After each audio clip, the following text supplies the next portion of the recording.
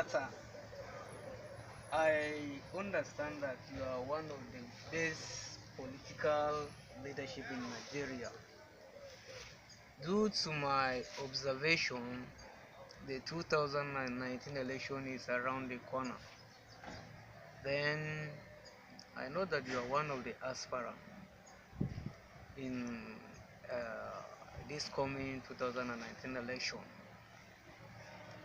What I want to know little about you is that if you become a president of the Federal Republic of Nigeria, uh, what do you intend to do to the citizen of Nigeria that it will please them to give you another chance to run for the second time? Yeah, that is a very good question, and I think these are some of the questions that should concern all of us as Nigerians. First of all, uh, I've been having this in my mind for a long time ago, which I have a dream of becoming a president in this country. Now, one of my goals, and it is my earnest prayer when I came to power, the most important thing that I will go for is number one, education. Why did I say education? I just want to give some instances comparing some, advanced country like United States, British, Pakistan, and so many states, so many countries. Sorry. So when you look at these states, these are the states that adopt this policy of education, the value education. So the reason why I mention education, because if you look at Nigeria today, when it comes to education, we are very poor. Our educational system is very poor. And I understand the kind of situation we are in Nigeria today. We cannot get away from this kind of thing until we realize that education is very important. Because if we should, as citizens, we should, like now,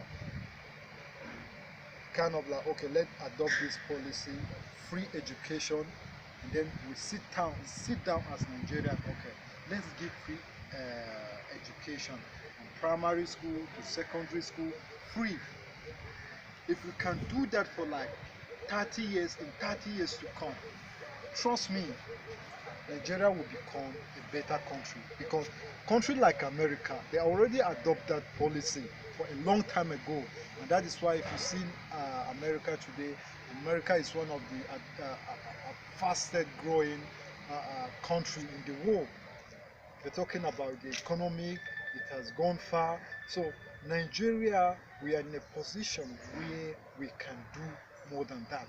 But first of all, we have to tackle the issue of education. Education is the most important thing. So I think this is one of my strong beliefs when I came to power. Out of 100%, I think I will give my budget, I will give like 50% will go to educational sector, because if we are going to view this thing very well, I think education is very, very important. So after education, I think I will go to agriculture, but for now I'm keen in education. It's very important. Honorable, I had to mention about declaring a free education for the citizen of Nigeria. Yeah. What I still observe about the political system is when you come to the power as a president of the Federal Republic of Nigeria, then I know it is just only for a while, that is 4 years tenure in power. Then if you do something that please the citizen of the country, then they can decide to give you another 4 years tenure, that is 8 years. When you declare a free education to the citizen of the country, everybody become educated in the country, everybody has a certificate to work as a lawyer, as a oil company, become lecturers, so many things like that. what is your plan, or how can you create a job for a millions of Nigerian people that you give them a free education, honorable? Yeah, you see, these are the this is the kind of mindset that we black people have. But I want to enlighten something about creating of jobs. And number one priority is I want to make sure all Nigeria are educated. But when it comes to creating of jobs, I want to give example like America. American today, if you look at America, we call them the giant country in the world.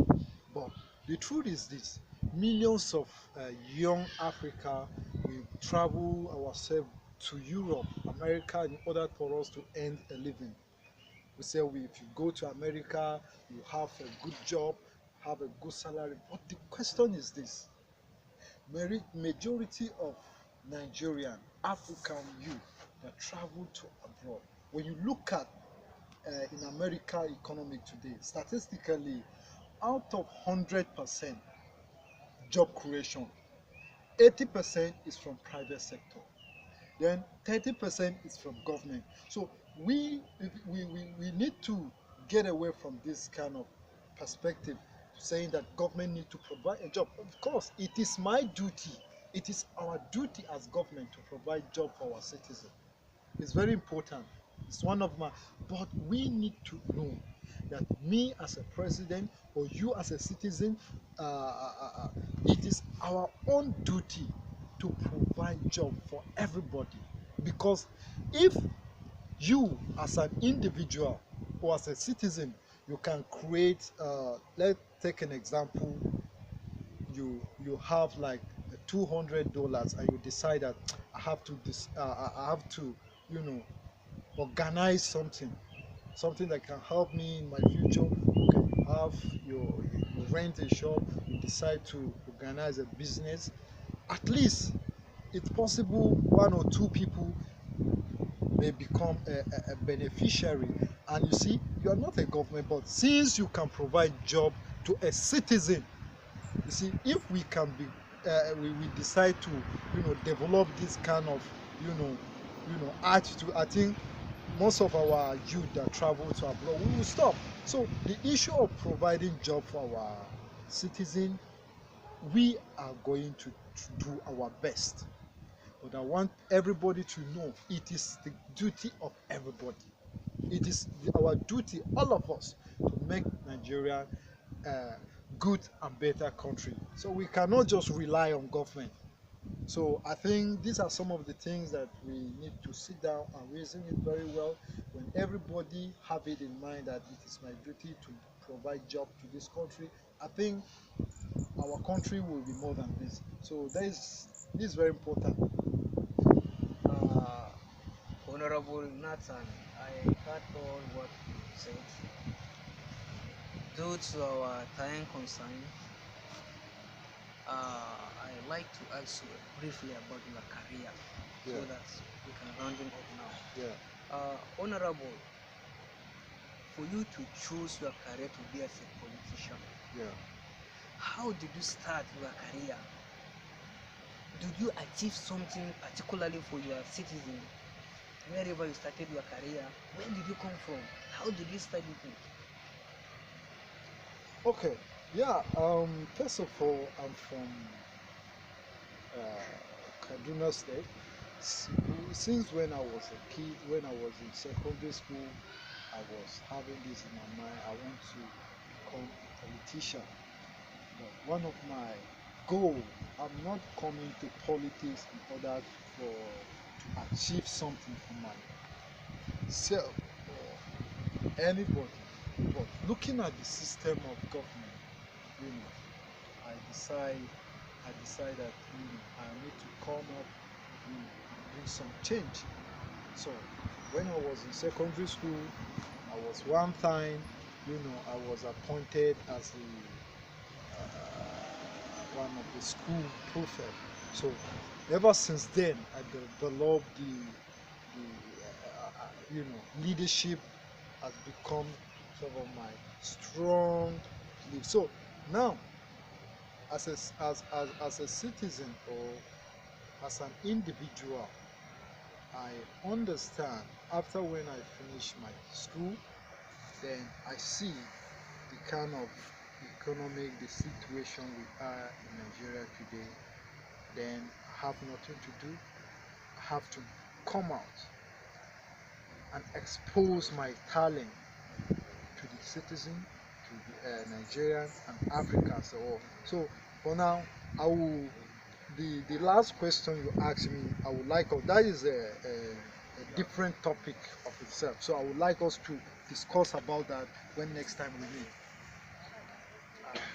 Honorable Nathan, thank you for You're welcome. your comment. You're welcome. I would like to see you next time again. Thank you very much. Yeah.